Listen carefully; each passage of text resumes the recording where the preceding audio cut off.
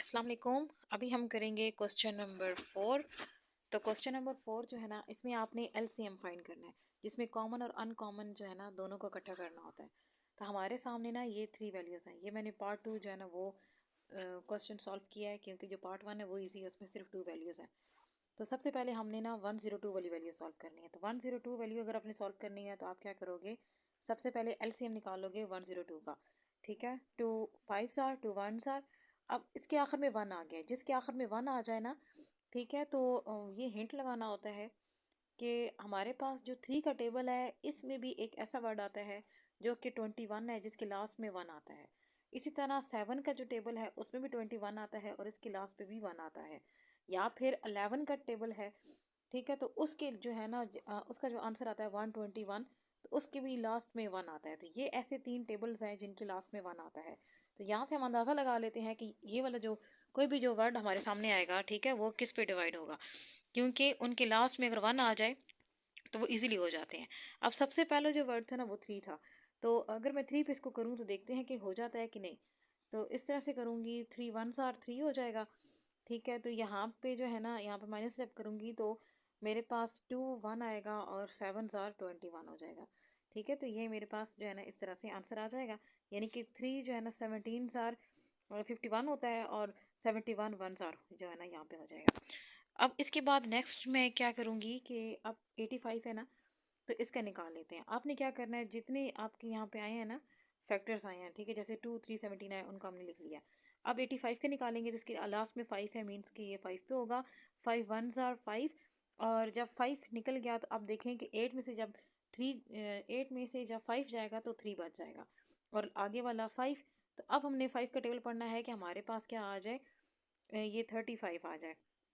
तो हम कहेंगे कि 5 7s आर 35, और 17 1s आर जो है ना वो 17 हो जाएगा। और इसके बाद जो लास्ट पे हमारे पास है ये 187, ठीक है, तो इसको हम करेंगे। अब इसका जो ये बड़ा आसानी से हो जाएगा, देखें ना कि यहाँ पे है ही टोटल इस तरह से। तो ये 17 पे हो जाएगा, 17 1s आर 17। ठीक है, अब यहाँ पे एक रह गया था, माइनस जब किया, और एक 7 जो है ना वो इधर आ गया, फिर 17 1s आर 17। तो ये क्या होगा, 17 17 जो है ना वो तकरीबन 11 पे डिवाइड हो जाएगा। इधर हम 11 लगा के फिर 11 जो है ना वो अपने ऊपर डिवाइड हो जाता है, तो 11 1s आर 11। ये हमारे पास आ गया। अब हमारे पास सारे जो है ना फैक्टर्स आ गए हैं, और उन सबको हमने क्या किया है, एज इट जो है ना वो हमने लिख लिया है। अब हम ये देखना चाह रहे हैं कि इसमें से कॉमन कौन सा है और उनमें से अनकॉमन कौन सा है। सबसे पहले कॉमन जो है वो निकाल लेते हैं। तो ये जो 17 है ये हमारे पास कॉमन है। इसके अलावा एक एक्स, देखिए अब इसमें भी एक एक्स है, इसमें भी एक है, और इसमें भी एक है।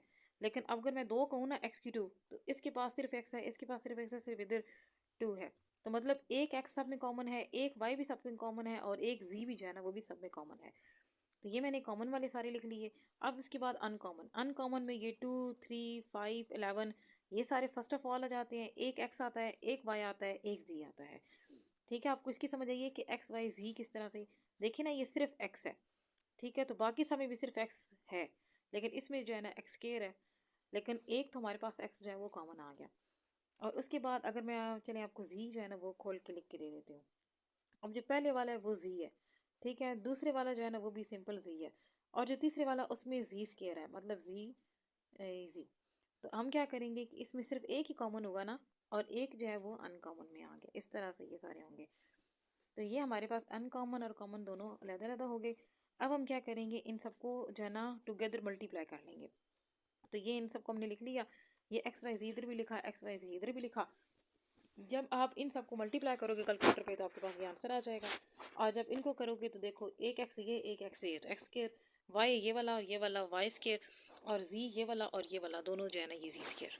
तो इस तरह से ये हमारा क्वेश्चन जो है ना ये सॉल्व हो जाएगा।